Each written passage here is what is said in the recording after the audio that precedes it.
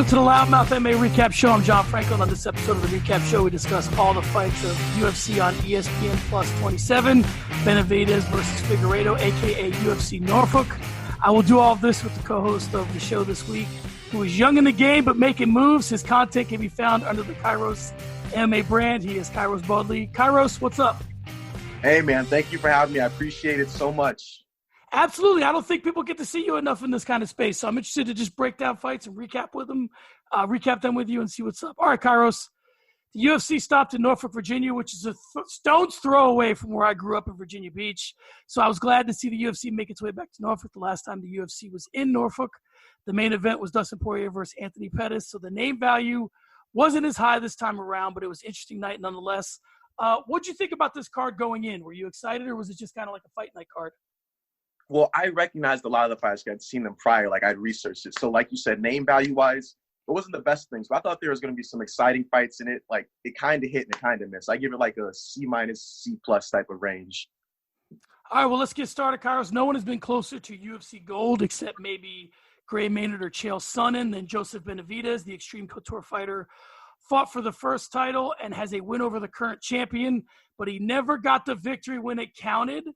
And that statement includes tonight a banger of a first round. Benavidez got himself out of harm's way, which was a armbar in the scrambles. Landed some big shots throughout, but in the second, a headbutt, which really came, from Benavidez's insistence on leading with his head, opened JB up. And right after he wiped away the blood, Figueiredo sent a right hand down waterside drive to knock him down and finish him with hammer fists. With the victory, Figueiredo gets a win bonus and a pat on the back and apparently a slice of pizza, which we'll get to later. What he does not get is a belt because he came in #thick boy, did not make weight. Kairos, we'll book these fights later. What'd you see in this one? Could it be it for Benavidez? What's your takeaway? I mean, in this situation, as far as his UFC gold is concerned, this could be the end. Like, unless Figueiredo loses and like someone else comes up who he's beaten, like it's a tough situation for him. Maybe he could have success leaving the promotion, but if he doesn't want to leave, I think it's done. I think it's a wrap. So in the pre-fight, we talked about what on early stoppage with Craig Allen. I talked about like what should we do in the aftermath of this? Like should Benavidez call somebody out? Craig did this cool segment called pull up or dribble up, or no, shoot your shot or dribble up. And he asked me what the winner of this fight should do. We were thinking it was going to be Benavidez. I said he should call out the whole division. Like, just go there and put it on notice. So where does this leave this division? I mean, obviously, Cejudo remains the champ. You have an uncrowned champion who couldn't make weight. Benavidez is long in the tooth, but you got a lot of youth. What are you looking for out of this division? What excites you? The uncertainty is exciting, but it's just like, I'm one of those people who demands that there's some sort of structure. I don't like all this. We don't know who the champion is, so let everybody fucking fight everybody. Oh my, it messes with my heart. It messes with my soul. I don't want to say rematch because that's just, no, it might end up the same way. What they should do is just say, listen, we know you missed weight. Let's just have two other contenders fight for the belt because Joey just lost. You can't make weight. Give like Moreno or Cara France or some of them just an opportunity to fight for the belt because you blew it. You had your shot and you missed weight for a championship fight. Like, I don't want to say that he deserves making $5K, but you lost 30% of your purse, which resulted in you making $5K. So you dug your own grave with this one. Yeah, where it really gets interesting is that from what I understand, and don't quote me on this, but I think he's never missed weight before. So, Never. Like, if you're going to pick a day to miss weight, this is the worst one, right, for starters. He fucked up big time. Yeah, right? So, all right, I think it was the UFC or maybe MMA Fighting released what's next for Figueiredo. So I'll give you the names I think they put out there. I think it was Benavidez again, Cejudo, Pantoja, or Moreno. For Figueiredo, which one of those four guys do you like the best? Pantoja, because he's probably going to make weight, not leave the division when he gets the belt. There you go. Do you like give me a little bit, and I don't want to spoil what you did for WOCAST. Give me a little bit on Henry Cejudo. I mean, what are your thoughts on just what he's done to this division? Does he belong in it at all? Do you want to see him at 125 pounds, or is he just a bantamweight to you? Yeah, well, what I did was they were basically talking to me about explaining how I thought about Henry Cejudo and talking about the flyweight division. Like after the fight, he tweeted about how he's going to make the division great again. And so I went off on him. I'm sick and tired of these fighters who claim they're going to make something great and then they abandon it. It's like, how can you create something and abandon it? It's like, no, I'm not going to go that far. I'm not going to go biblical on people because I know they don't want to hear that shit. But my point is this, okay? Henry Cejudo is an asshole for even saying that he saved that division because, one, you fought in there until it was convenient for you to not do so. Then you exited to bantamweight, which proves everyone's point that people don't value this division, even the fighters. Like, you can't do that shit. It's just not right. And you know what? If Henry Cejudo wants to come back to flyweight, there needs to be like a contract clause that says, listen, you fight at least 5 times. You can't just dip and dunk and hold belts and not defend. Like, something's got to change. Bring Dominic Cruz back so you can send him back to flyweight. I'm sick of this. Bring my boy Dom back. You know what? We don't have to go biblical, but I'll give you an example. It's kind of like if a guy starts dating a single mom and then cheats on her. It's like, dude, don't act like you're saving the day and then make it worse. That's a good one. I went to college with teammates who were just like that, and you just looking at me like, listen, you're my bro, but that was fucked up. You're not making things better. You're making it worse. All right, Kairos. Zara Farron is on the fast track. Her last fight outside the UFC was Ladies Fight Night 7. Now, I didn't see Ladies Fight Night 1 through 6, nor 7. My guess is it wasn't a night of bangers. Fighters are typically fast tracked for one of 2 reasons. Either their skills demand it or their division lacks depth. On this night, it looked like the latter. Spencer didn't look fluid in her strikes or overly trained on the ground. Spencer took her down. Zara Farron didn't look fluid in her strikes or overly trained on the ground. Spencer took her down and took her out fairly quickly. Kairos, let's talk about this one through the lens of 145 pounds. I honestly don't hate Farron here, but she's fought Spencer. She's fought Megan Anderson, who we'll talk about in a second, and this division is shallow. So what gets weird is if you lose fights like that, how does she get the fights to build the skills she needs in such a thin division? I mean, is it kind of like you got to leave just to come back? Like, you know what I'm saying? Go ahead. That's what needs to happen. Like you saw when they brought in, like it was tough 28 heavy hitters and they brought in all these 145s. They're like, nah, fuck that. We go in 135. Like, so like she can't get the fight she wants to get the improvement that she needs. So it's just like at this point, maybe it's best if you either drop down a weight class or leave the division or leave the promotion, you know, like if you want to get the fights that you want, it's 5 of them. It's like 5 of them. You can't. And what I think the solve for this is you can't use the Ultimate Fighter to bring in fighters because fighters are just going to jump on the show and fight above because it's their shot to get in the UFC. So you have to actually bring in 145ers from Invicta, from Combate Americas. I think they have a 145. They might not. But like from other organizations like that, and just like you got to pray that they don't drop down because before people were afraid of Cyborg, so they were just dropping like flies. But now that Amanda's there, I guess it's the same result because like, damn, she beat Cyborg. I ain't fighting that bitch. You know, like. Yeah. Well, it's the funny thing about the UFC is that that's the highest they can go. And we talk a lot on Early Stoppage and also on this recap show about, you know, is the only answer at 145 pounds working something out with PFL for Kayla Harrison, who fights at 155, because who else is out there? Because if you're a 145-pound fighter, it's like out of the frying pan and into the fire if you want to go to 135. You got to fight Amanda either way. You got a faster path to her at 145 because there's no other fighters. You might as well stay at 145 because either way you got to fight Amanda for a belt. So it's like, what do? You either leave the division. You're not going to go to Bellator because if you go to Bellator, you're damn straight coming back to the UFC. And they got a lot of good 145-pound fighters there. But, you know, Bellator's like the kiss of death. You go there, you're not coming back. So it's like, do we go to PFL? I want to throw something at you that I've talked about a lot. I want to get your thoughts on it. I think the PFL and UFC should be in business together. And I think because they're both under the ESPN umbrella. And I think that if the PFL served as a feeder league to the UFC. Now, nobody wants to be a feeder league. I get it. But it's like the XFL and the NFL. If you have a partnership there, Kayla Harrison could kind of move freely if she wanted to. And I think the one thing left to add to the PFL season is, guess what? You win $1 million and you get a shot in the UFC. And now, would you lose talent that way? Sure. But they would go to the UFC. So you would increase your brand. And how many repeat champions are you going to have? A guy like Lance Palmer could win this thing for the next 4 years. What are your thoughts on PFL working together with the UFC, and then how would it help this? It would be brilliant, kind of like how the UFC has with LFA and Invicta, but I'm going to tell you, it's not going down like that. Dana White's not going to let that happen. I'm going to tell you why. Okay, you got the new kid on the – it's like being it's like being that hot senior in high school or college, whichever you prefer. And then here comes the PFL as that freshman that all the older dudes want to talk to.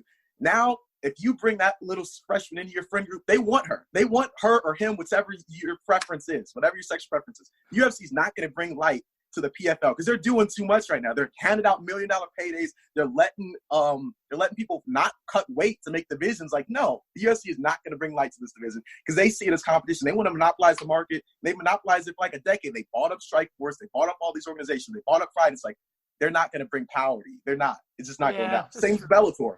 Like, they're not bringing Bellator into the fold either.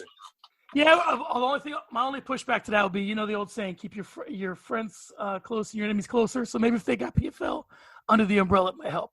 All right, Kairos. Ion Cutelaba is extra. Extra at the weigh-in. He was extra in the introductions. However, when it came time to fight, Magomed Ankalaev picked him up. He turned that last part of the first round into a head kick demonstration. It looked like he was like I thought Cutelaba was holding pads. That's how many times he was head kicking him. I saw what the ref saw, which was Cutelaba sort of blowing in the wind, facing a fresh and game fighter who was just sniping him with head kicks. That being said, even though I saw what the ref saw, Twitter's calling this the worst stoppage of all time. So let's attack this from a couple different perspectives. Number one, do you think it was the worst stoppage of all time? And number two, should a fight ever be stopped if a fighter is standing? As far as worst stoppage is concerned, if we're talking about early stoppages, I mean, it's up there. It's number one. It's number one, and it's number one because it's just like, you're right. You can't stop it when they're – no, I take that back. You can stop it when they're standing, but not off of that many strikes hitting.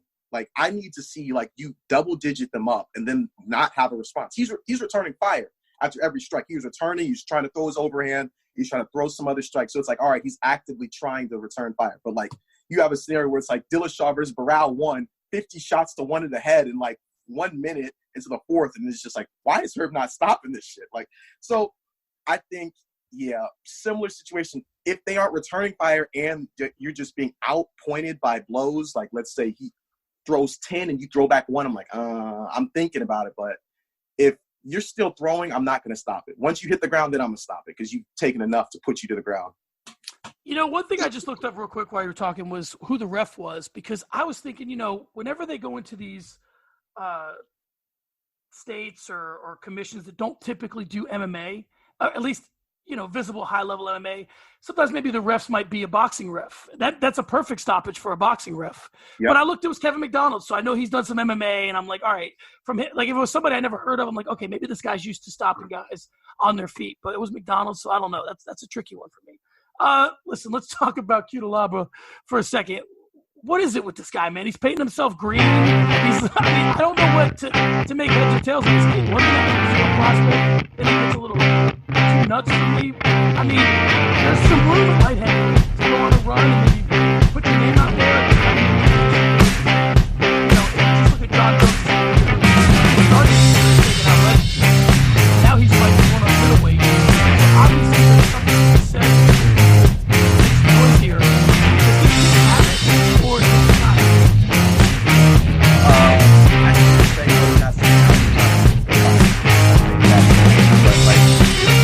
As far as the Sundays, he's kind of weird though. Everyone knows, a lot of people know who he is now. You walk across the octagon while they're shouting your name out and get to a grappling match with this guy before the fight starts. Like, people are going to be talking about you. Maybe that's his goal. Maybe that's his goal, is to make sure people know who he is regardless of what. Like, he's taking the Colby approach without being like, so, I don't know, whatever Colby was doing to do what he did, So, like, as long as nobody's getting hurt, I can't really complain. He's marketing himself. Yeah. But you kind of look like a jackass losing like that, even though it's not your fault, You know what, though, Kairos? I'll ask you this. Have you ever, met somebody and you were like, until you knew him, you were like, who is this dude? Like, what's he up to? And then once you get to know him, it's like, all right, it all makes sense now. Like, I get this person's personality, and I was just too fresh in the game with him to understand that from a distance. Like, now that I know him, that's his personality with everybody. But when I first met him, it was kind of weird. That might be this kid. He might just be like, we don't know. Like, when Israel Adesanya first came out and we didn't quite get him yet, and it was like, this guy's kind of like, kind of like a little bit cocky to go the distance with Marvin Vettori. But then as he started and everything started to crystallize, we're like, all right, it all makes sense now. That might be him. I hate to mention him in the same breath with Israel Adesanya, but I just did. So I guess it is what it is. I agree with that though. Like that's in the back of my mind too. That's why I'm kind of trying to shoot him some bail, because that's the story of my life. You don't understand me. Like, people see this version of me and they think, oh, that's just a nice guy. That's not what people say. Like, when I was in college playing athletics, people were like, man, fuck this kid. Why is he on the team? They're like, because I bring this to everything. I bring it into everything. I talk trash. I like to be friends. Like, I would get into a lot of fights, like with my own teammates, like physical fights. And right after, I'd be like, yo, man, so what we doing tonight? And people just would not get it. They couldn't like see that I just separate things, but that's who I am. That's who he is. Yeah. Let us be us. You gotta let us fly. There you go. Birds of a feather. All right, Kairos. For as long as I've been aware of Megan Anderson, she's been on a hype train, but the train seems to never make it to the station. On this night, she fought Norma Dumont and finished it quickly. A KO in the very first round, 3:31 of it. Afterwards, Megan Anderson was walking around the stadium like she just knocked out the love daughter of GSP and John Jones when she had basically been in a bad grappling match and up against the cage. She also called out Amanda Nunes because, of course she did. In the aftermath of this, the discussion has become who, or more importantly, what's next at 145 pounds for the women. We talked about it earlier a little bit. Listen, I want to get into this because I'm seeing some stuff all over social media, and Amanda even tweeted some of this. She said, who do you guys think I should fight next? And it was Felicia Spencer and Megan Anderson. And I'm looking at this tweet, Kairos, like, didn't we already figure this out? Didn't they fight like 2 fights ago or 3 fights ago? Like, why? How did Megan Anderson put herself back on the map? She just lost to Felicia Spencer. How is Felicia Spencer not next? And I don't know. You tell me. What do you see here? That just lets you know all you need to know about 145. The champion of the division doesn't even know that they fought each other. But, like, what else do you got at that division? Like, I'll give you an example. I've seen Megan Anderson for a while. Like, when I first got into MMA, I was watching a lot of Invicta. Like, this was like, I don't know, 5-6 years ago when I first got into MMA. And so I was just watching all different promotions, trying to, like, figure out, like, who I'd like and who I'd see. And every time I'd see an Invicta card with her, she would, like, be KOing girls. And I was like, dang, she's going to be a problem when she gets to the UFC. She gets there, kind of has a little shaky start, then doesn't fight for a while because lack of opponents. But, yo, give her what she's asking for. She's asking for a lot. Give her Amanda so that we can get over this. And then we realize, well, Amanda's beating everybody at 145, bringing everybody else. I don't want to see her fight Felicia Spencer because she fought Cyborg and everyone thought that she did such an admirable job. Last time I checked, she got boxed up for 15 straight minutes. Everyone was just so convinced that she's such a great fighter. It's just like, when have we ever given this much praise for someone losing 30-27, arguably 30-26? Not for me. Give her Megan, let Felicia fight somebody else, and then we'll see where the cards fall. Yeah, it's for me. It's like I think that I'm a Chael guy, more so after he stopped fighting with a lot of the content he puts out now, just because the way he thinks, it makes me think, And one of the things that he says all the time is going into business for yourself. And I'm like, if I see a fighter going into business for themselves, if I'm the UFC, I'm like, let's see what this kid can do. Let's see how far they can roll this out. And it looks like Megan Anderson's doing that. So many people get on that mic at the end of a fight and don't give you anything to work with. It's like, whatever the UFC says. And it's like, no. Like Chael says, you start booking the next fight as soon as the last fight's done. As soon as one hand gets raised or the other, then it's time to start working on the next fight. And he used to do that. He used to call guys out. So I like the fact that she's working on this. And I'm telling you, although Felicia Spencer won the fight between the two of them, if you're going to promote a fight, you could probably promote. You could sort of bury Felicia Spencer in the history books for a little, and Megan's gonna help you promote that fight. Amanda will. They'll go out there. Megan's got a podcast. She's good with promoting herself. I think that's the fight that's gonna make you some money in that division. And if you're lucky, and if you're really lucky, UFC, maybe she knocks Amanda out and you find a star. I'm going to tell you this, right? Don't you ever say that again. I'm going to tell you, you got to stop right now. Okay, hold on. I understand what you're doing, okay? You're a great guy. I respect you. Thank you. I know you didn't mean that when you said it. That's why I'm going to say this to those people who don't know that, okay? That will never happen. It will never. If Megan were to win this fight, it's going to only be because Amanda walks in the cage, and when the ref looks at her and says, "Are you ready?" Amanda's like, "No, I'm not ready." And they call it. That's the only scenario Megan can win this fight, okay? For those of you who didn't know that he was joking. Oh, my goodness. No, I don't think – no. Listen, I don't think that she can win. I think that if she were to win, the UFC would gain a star. I don't think she'll win. But I think if she did – Kairos can't even take me seriously. All right, let's move on to Grant Dawson. Kairos, Grant Dawson and Derek Minner have some history. Well, kind of. They're both from Nebraska, and they thought they would probably have fought by now in the regionals, but it turned out they fought on Virginia soil. I don't know if it was the Virginia ham or Captain George's seafood buffet, but Grant Dawson, much like Davis and Figueiredo, came in heavy. Second main event fighter to miss weight, and he wasn't really even that close. Despite that, he found victory at 138 of the second round with a rear naked choke. I'm finding myself not being interested in Dawson. I don't know if it was the missed weight. I mean, he came in there and just mauled the kid. He was all over him. But it was his debut. I don't know. Can you talk me into caring about this fight? Do you care about this fight? Was it just the fifth fight of the main card, or is there anything here? It takes a lot for me to get interested in someone fighting in a division they can't make weight for. We keep circling to the same common denominator. Listen, fight in the division that you can consistently make weight in. Yes, I know there's a lot of big guys cutting down into your division, but guess what? If you start doing it and everyone continues to do it, you're going to have a cascading effect upwards. Or here's a brainy idea that everyone's not asking for is a 165-pound division. And you think that only affects a few? It affects a lot of people. You put that 165 there, 55ers are going up, 70s are going, add a division, add a male division. You're gonna bring in more fighters too. Come on. And no, I don't care about Grant Dawson because he missed weight.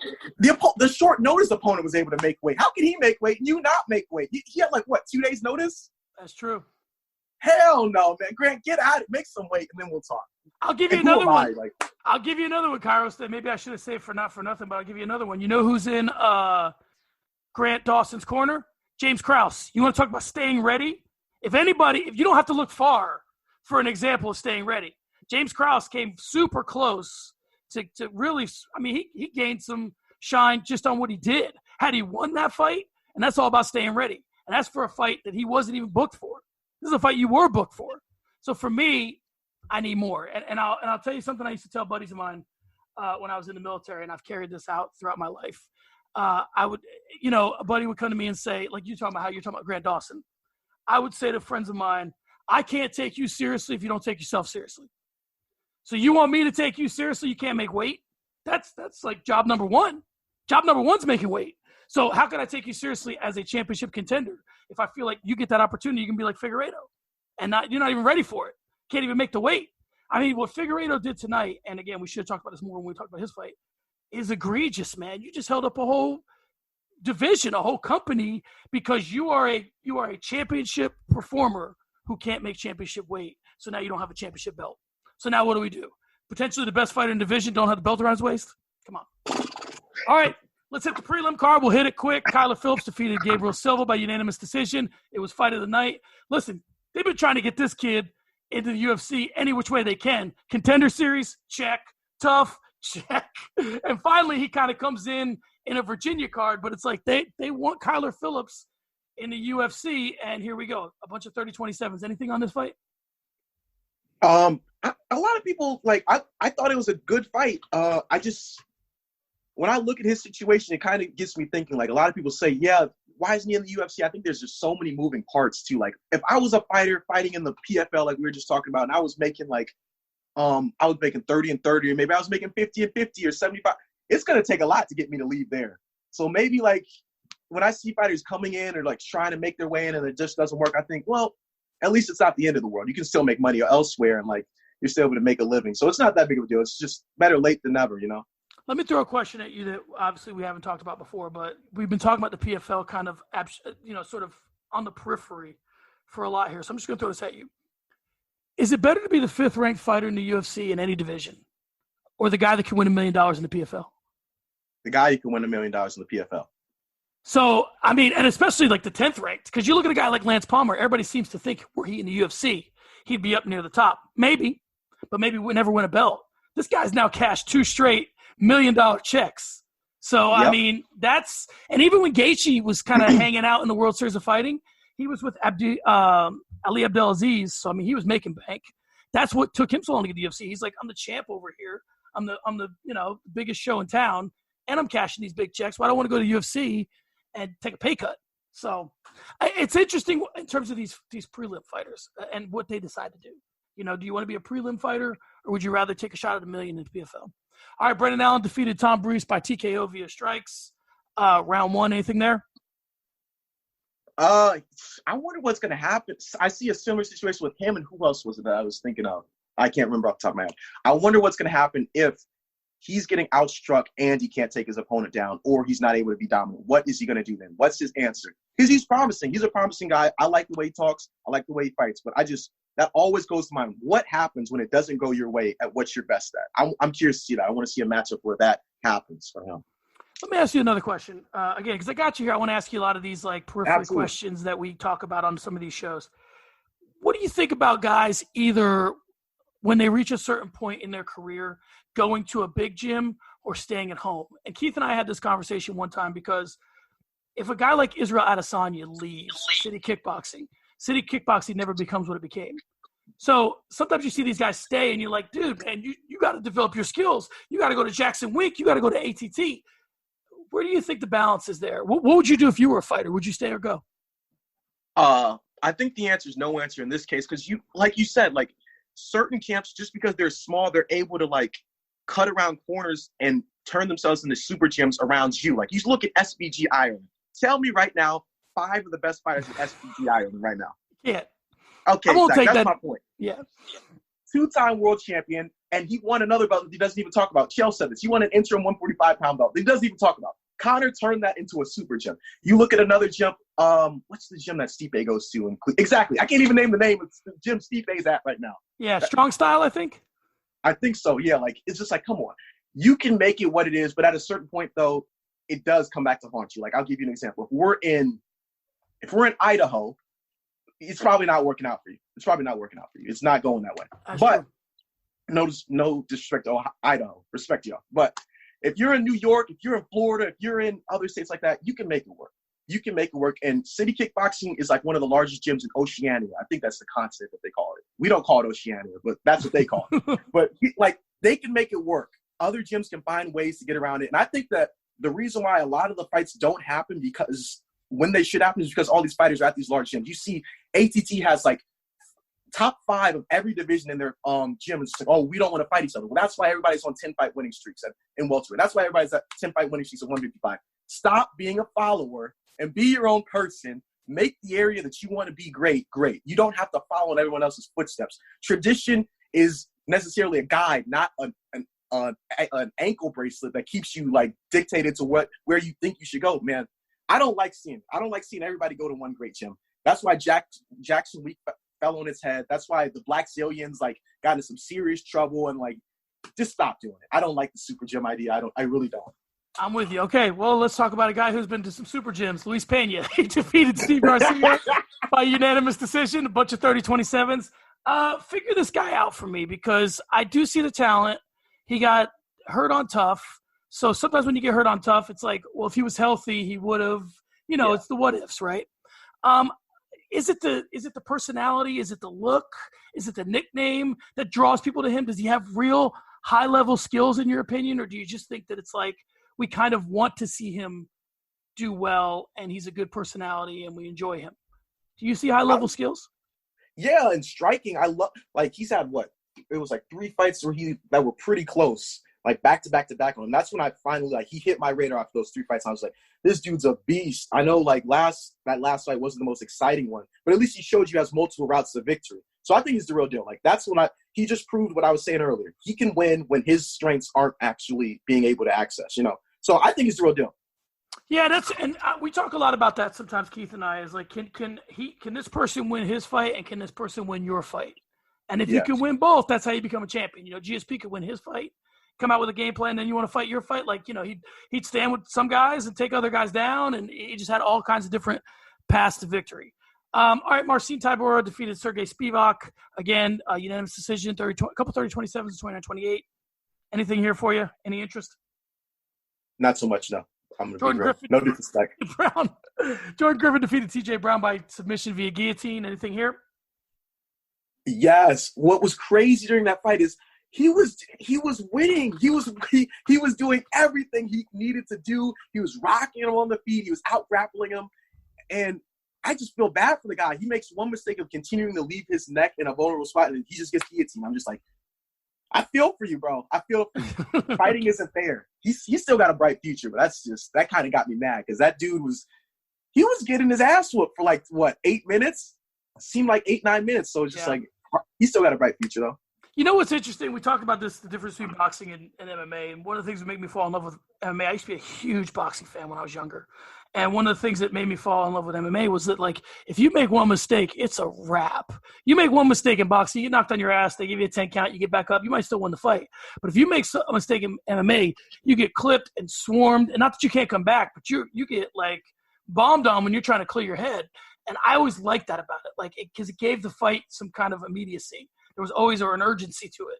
It was like at any minute something could happen here that's gonna, change these guys' fortunes and futures and all that. All right, Spike Carlisle defeated Alan Cruz by TKO via strikes. Round number 1. What do you have here? I just thought it was exciting. I don't really have an outlook on either one of them. I don't know anything. We're too early in the game to have anything. Yeah, I'm not going to make a prediction on them. Sean Brady versus Ismail Nordiev. Brady won by unanimous decision. Again, it's the first fight of the night, unanimous decision. Not much there. So let's get on to some of the housekeeping. Performance of the night we talked about earlier. Megan Anderson defeated Norma Dumont. She got $50,000. Fight of the night was Gabriel Silva and Kyler Phillips, $50,000 to each of them. And then Jordan Griffin, who we just talked about, against TJ Brown, $50,000 to him. All right, Kairos, let's get to the fun stuff. Let's talk about trending up, trending down. I'll start, then we'll go to you. Trending up, I had Kyler Phillips, UFC debut, fight of the night. Things are looking up. Like I said, they really wanted this kid in the show, and it looks like he's here. Looks like he's ready. Megan Anderson as well.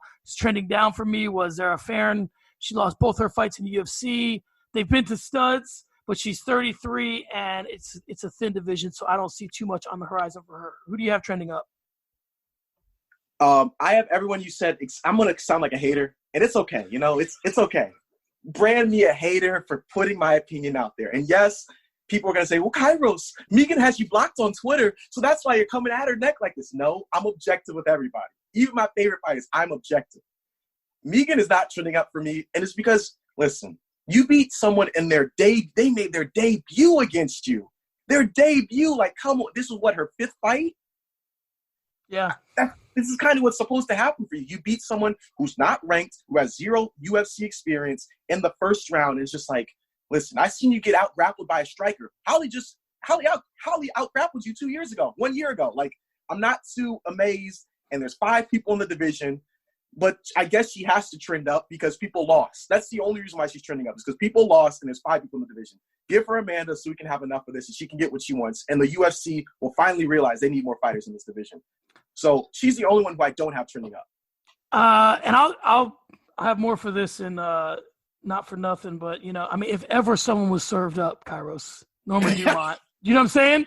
Like when you talk about serving up fighters, if ever someone was served up and put on a tee, it was Norma Dumont, and she still would had her against the fence and was like controlling respectful. But that's what they really did. She was just the appetizer. Just like, yo, why are you doing this to this woman?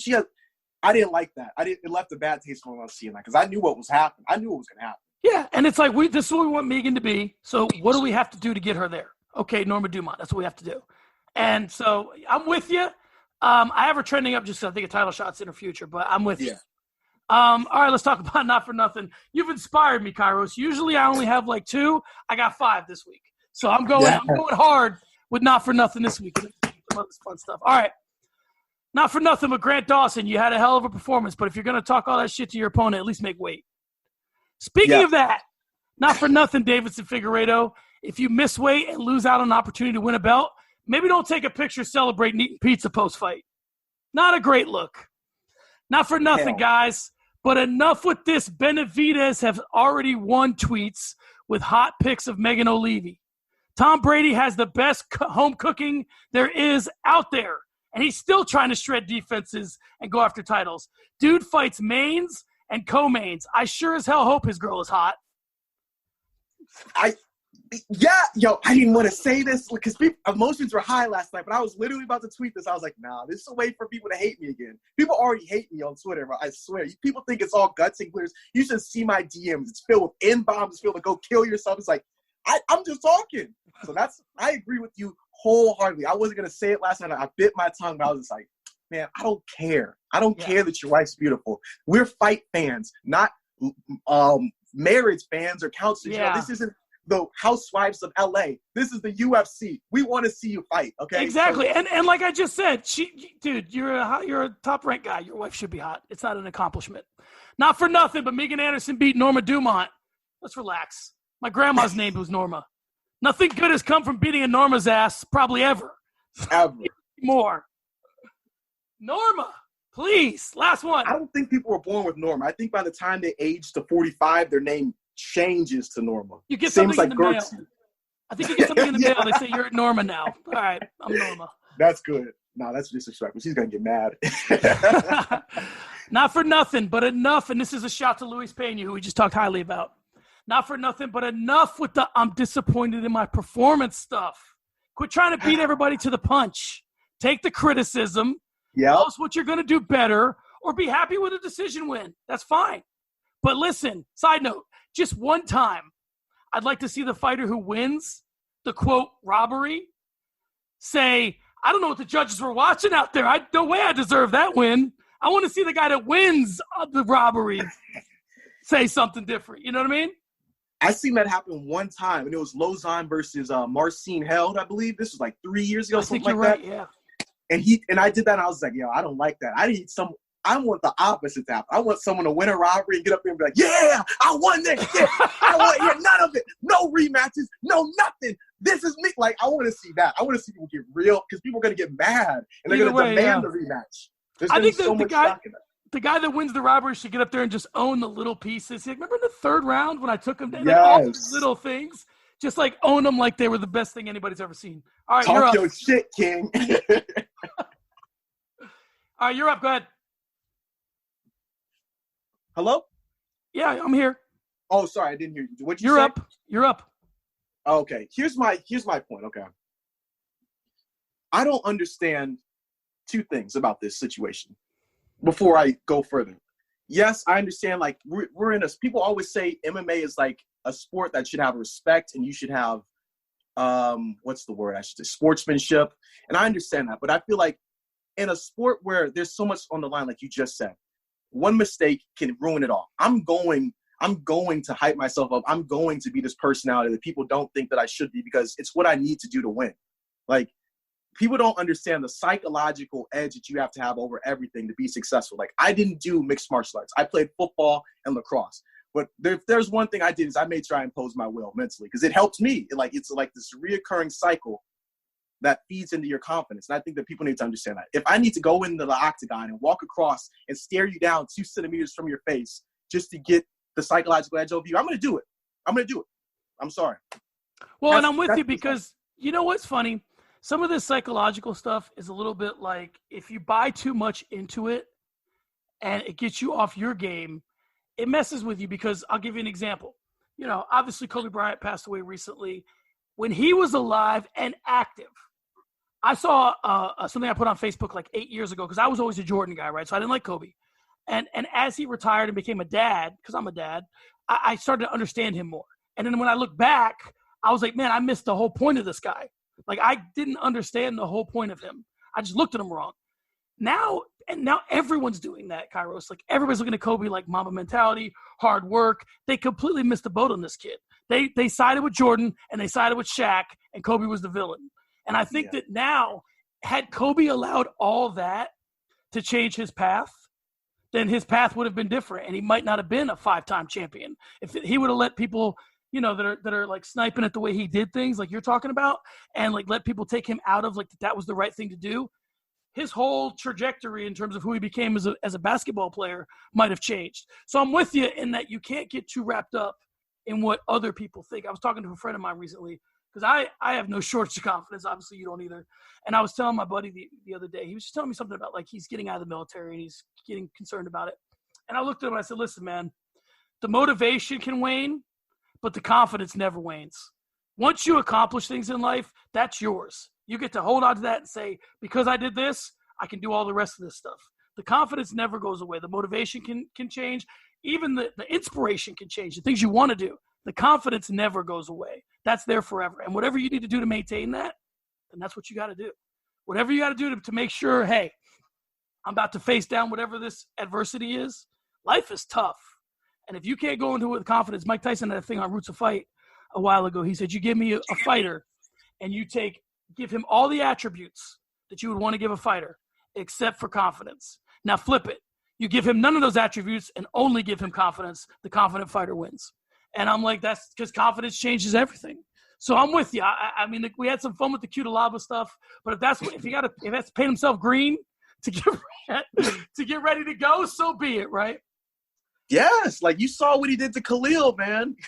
People are like, I hope Khalil humbles him. Last time I checked, Ian won that fight, and it was not close. It wasn't. Bangkok ready, Khalil could not like hold himself against that man. I don't know, man. You know who doesn't have a problem with overconfidence? Other confident people. It's only people. That's a fact. Yeah. All right, let's get to the cut list. Anybody out the door for you? Oh, I know people want like those 145ers in the women's divisions to get cut, but you can't. You just can't. It's already bad. You're already in a fucked up situation. Don't cut any of them.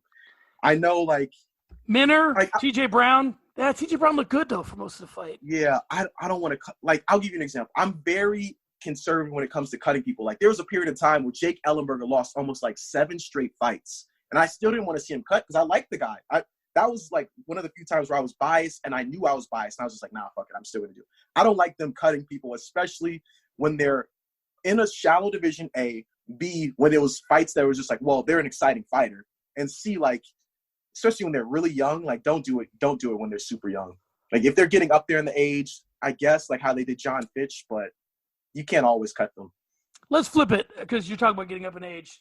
And again, we talk about some of these periphery questions. What's your thought about these guys? They just announced Shogun is going to fight Rogerio Nogueira for the 3rd time. Chael had a great line. He said, I didn't know they fought twice before. But so let me ask you about this. What's your thought on older fighters? Do you just – because sometimes, Kairos, I got to be honest, I have this visceral reaction where I'm like, do I want to see the fight or not? Who cares how old they are? Like, if I want to see – like, here's the problem with that logic is I'll watch Shogun fight till one of us is dead, him or me. I don't know who's going to go first, but I'll just keep watching Shogun. Now, the thing I will say about my thoughts on Shogun, I've said this 100 times. I never fear for Shogun's safety. I don't know why. He's such a killer that when he goes out there, I'm never like, oh, I hope Shogun's going to be okay. I'm never worried about him. Other fighters I am that have taken damage. Shogun, I'm just like, he's Shogun, and that this is how it's going to be. He's going to be fine. What's your thoughts on stuff like this? I know I sent you that video a little while back, and I was like talking about, I was acting all holier than I let them fight, let them be who they want to be. I was giving them that inspirational speech. That was some BS looking back at it. I'm an idiot for saying those words. If you want to drop it, it's fine. If you want to drop the video, that's fine. But my opinion has shifted so fast. I don't want to see BJ Penn go on an 80-fight losing streak. I don't want to see Diego Sanchez get KO'd like Matt Brown style again. I don't want to see I've seen every single fight I've actually seen a Big Nog live, like on my television. He's got knocked out. Like I said, I'm a new fan of MMA, so I didn't see like the Pride live. I had to go back and watch that stuff. But right now, every single Big Nog fight I have seen, he has gotten flatlined. I don't want to see it. Same thing with Vitor.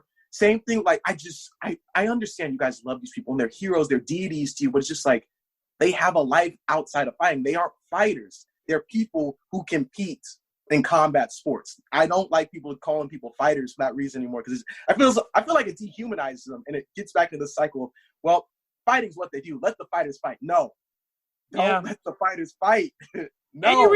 And you reach a point where the skills erode so much that it's like, I went live to the Chuck Tito 3rd fight.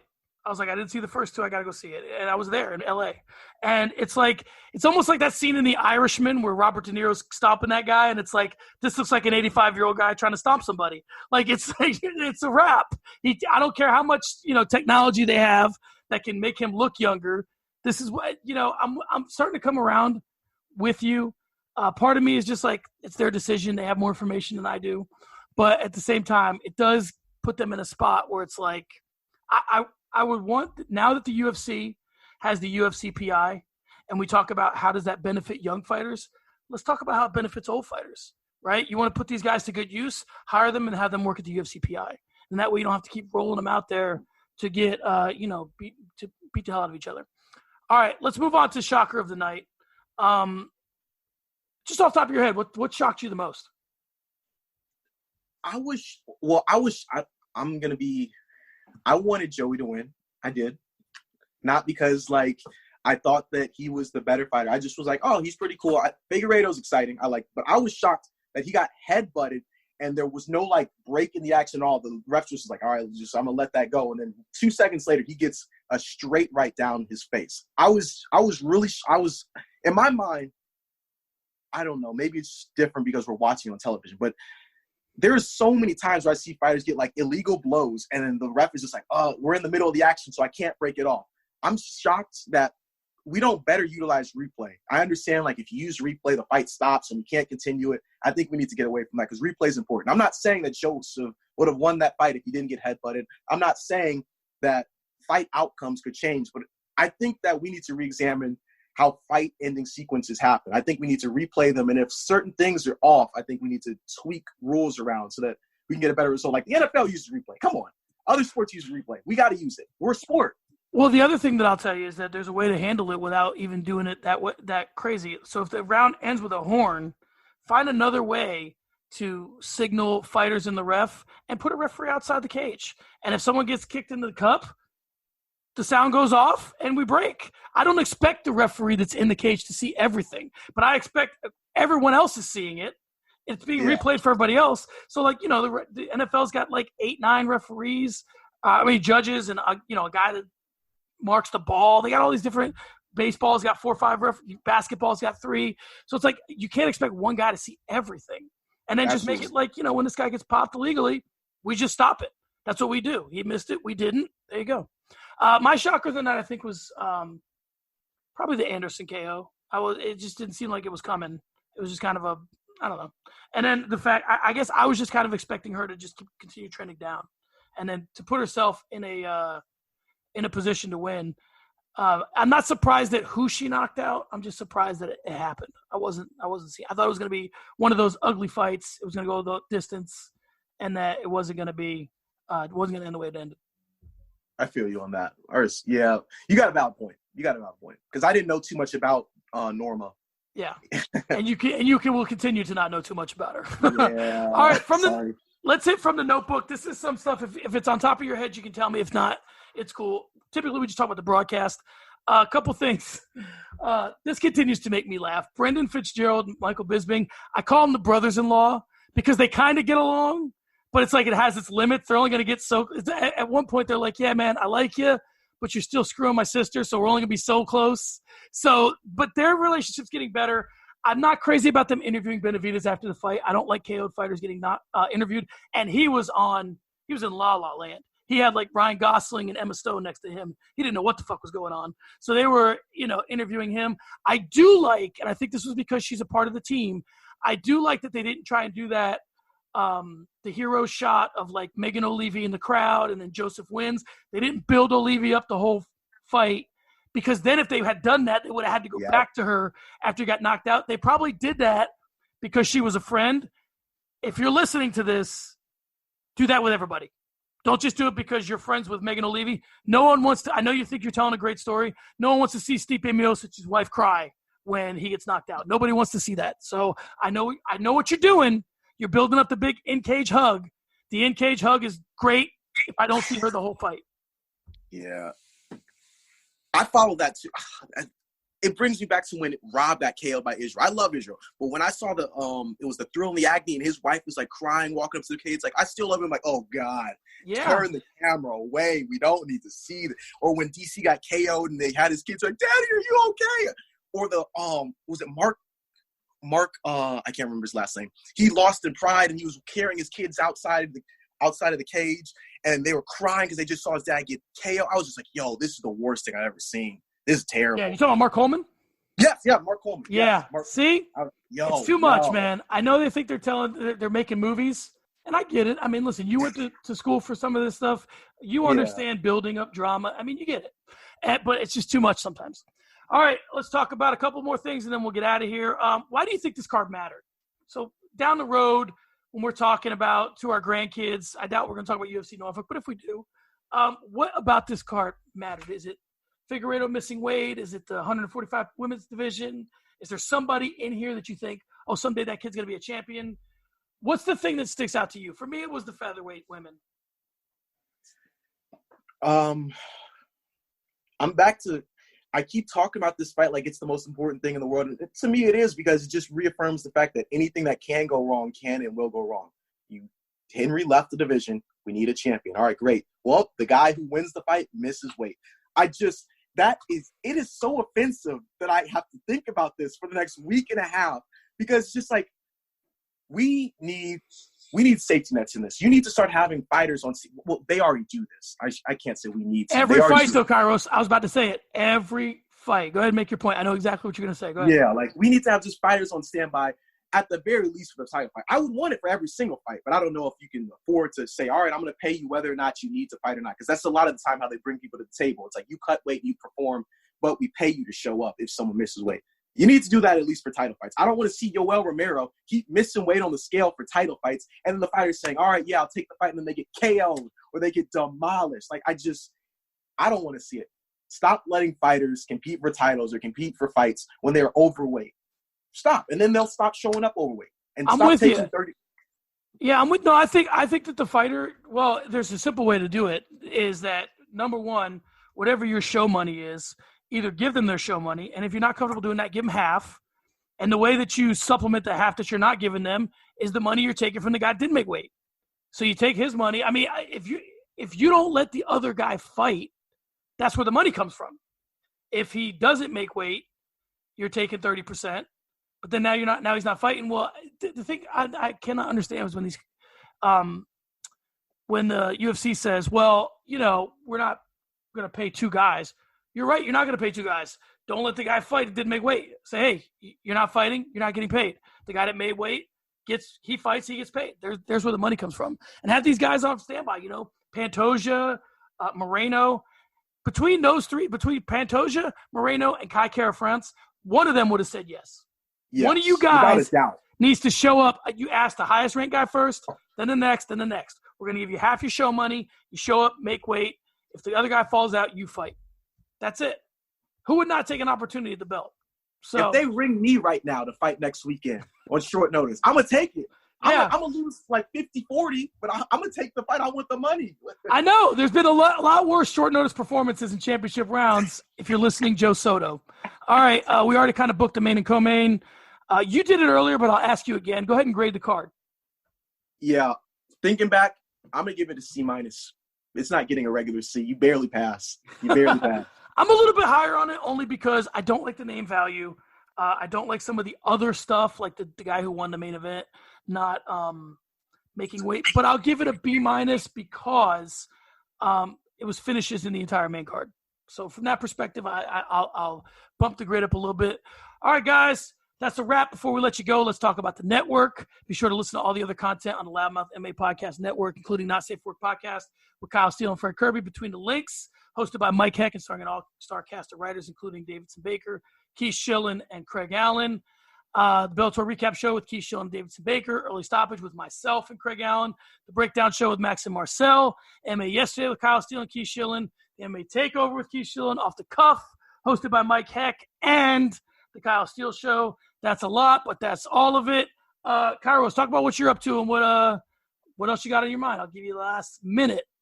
Okay, I can go quick. You know me, I'm always just doing YouTube stuff. I guess the one project that I'm working on right now has to do with just my own variation of pound-for-pound rankings. I'm always tweaking that because I hate their rankings. And the other stuff I kind of want to keep on the DL. But I got some big things coming. Some things I'm very excited about that I wasn't sure I'd ever get into, but I'm glad. The door's opening, so stay tuned. Tell folks where they can follow you on all social media. You can follow me at Kairos MMA on Twitter, Kairos MMA on YouTube, and I believe I switched my name back to Kairos Bodley, which is my government name, on Instagram. All right, guys, that's it, and that's all. We'll see you next time. Peace. Thank you so much. Absolutely.